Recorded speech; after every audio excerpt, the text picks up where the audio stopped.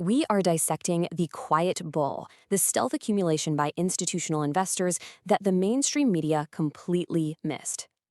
Welcome to the weekly Smart Money Briefing, week ending 12/26/2025. This is your guide to the real capital flows happening beneath the market's surface. Let's begin.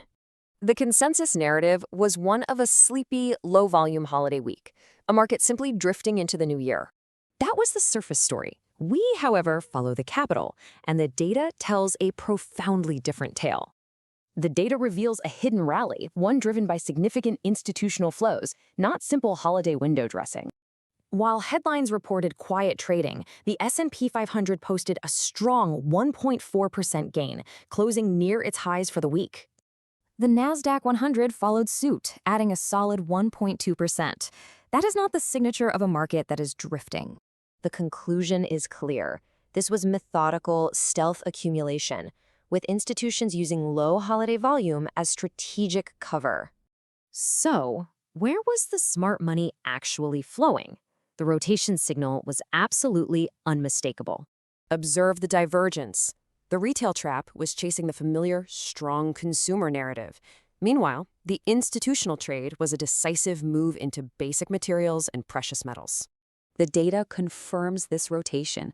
The materials sector surged 2.4%, outperforming the hyped consumer discretionary sector by a factor of 4. What was the catalyst for this move into hard assets? The signal came directly from the bond market. The 10-year Treasury yield fell to 4.14%. For institutions, falling yields are the green light to increase exposure to inflation-sensitive assets. This brings us to our primary conclusion. We are witnessing institutions front-running the 2026 reflation trade. This week's activity was textbook accumulation.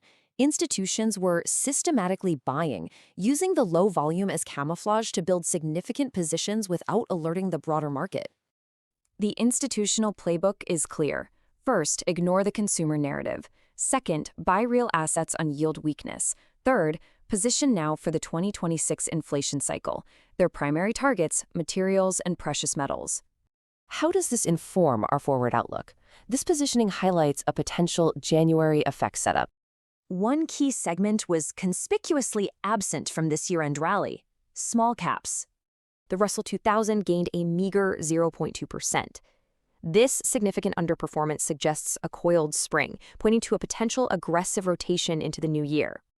The quiet holiday week was a smokescreen for a major institutional shift. The final question is simple. Is your portfolio positioned for this coming rotation?